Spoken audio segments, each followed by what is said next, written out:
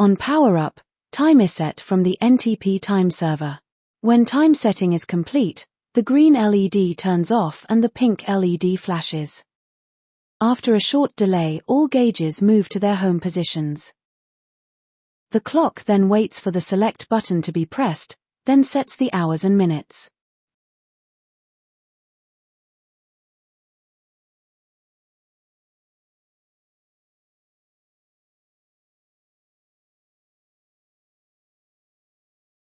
A sync pulse is sent at 31 seconds from the ESP32 microprocessor, and this starts the seconds clock. Once the clock is up and running, the hours and minutes are synchronized to the NTP server at 06:26 and 18:26 every day.